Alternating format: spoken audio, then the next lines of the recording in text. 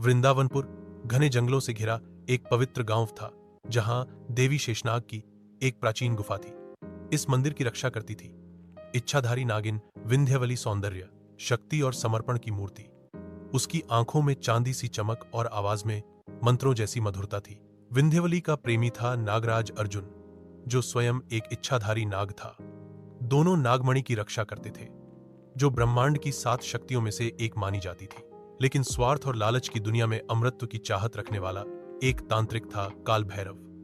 उसे विश्वास था कि नागमणि उसे देवताओं से भी अधिक शक्तिशाली बना सकती है। एक अमावस्या की रात को, जब मंदिर में ध्यान और पूजा चल रही थी, काल भैरव ने हमला किया।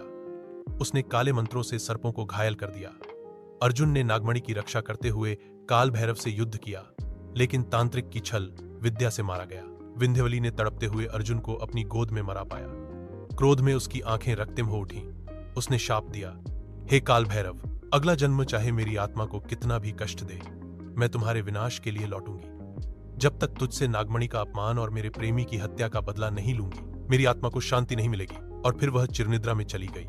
नागमणि के साथ 300 वर्ष बीत गए। वही वृंदावनपुर अब एक आधुनिकीकरण की ओर बढ़ता हुआ गांव बन चुका था, लेकिन जंगल अब भी रहस्यमय और डरावने थे। एक युवा पुरातत्वविद, आरव त्रिवेदी, अपनी रिसर्च टीम के साथ मंदिर की खोज के लिए गांव आता है। वह विज्ञान को मानता था, किंवदंतियों को नहीं। परंतु गांव में कदम रखते ही उसे विचित्र सपने आने लगते हैं। एक स्त्री, उसकी आंखों में नागिन की चमक, पुकारती हुई उसकी ओर। गांव वाले मंदिर के पास जाने से डरते थे, पर आरव का मन उस दिशा में खिंचता चला गया। वहीं उसकी मुलाकात होती है नैना से, एक सुंदर, शांत लेकिन रहस्यमयी युवती जो जंगल के किनारे अकेली रहती है। कोई नहीं जानता वो कौन है, कहां से आई। उसकी आंखों में सर्प सी चमक, चाल में एक अदृश्य संगीत। आरव, जो किसी पर जल्दी विश्वास नहीं करता था, नैना की ओर अजीब तरह से आकर्षित हो जाता है। नैना भी उसे देखती है और उसकी आंखों में पहचान की एक हल्की सी लहर दौड़ जाती है। रात होते ही नैना मंदिर के पास जाती है और अपने सर्प रूप में लौट आती है। वह जान चुकी थी, आरव ही अर्जुन है, मेरा प्रेम। दूसरी ओर एक नामी उद्योगपति करण मल्होत्रा, जिसने गांव की जमीनें खरीदी थीं, खुदाई करवा रहा था। उसका उद्देश्य था नागमणि, लेकिन करण कोई साधारण आदमी नहीं था। वह था काल भैरव का पुनर्जन्म। नागमणि की गंध उसके भीतर की शैतानी आत्मा को जागृत कर चुकी थी। गांव में एक एक कर लोग मरने लगते हैं। सांपों के काटने की घटनाएं बढ़ जाती हैं।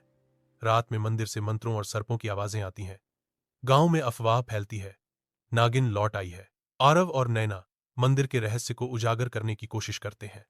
उस दौरान नैना उसे उसके पिछले जन्म की झलक दिखाती है, जब वे दोनों नागिन थे। आरव अचंभित और भावुक हो जाता है, पर उसकी वैज्ञानिक बुद्धि अब भी उलझन में है। वो समझ नहीं पाता कि प्यार करे या डर जाए। करण यानी काल भैरव नागमणि को पाने के लिए आरव को अगवा कर लेता है। मंदिर में बलिदान की तैयारी होती है। चंद्रमा लाल हो उठता है। मंत्रों की गूंज से जंगल थरथरा उठता है। तभी आती है विंध्यवली अपने सर्प रूप में। संगी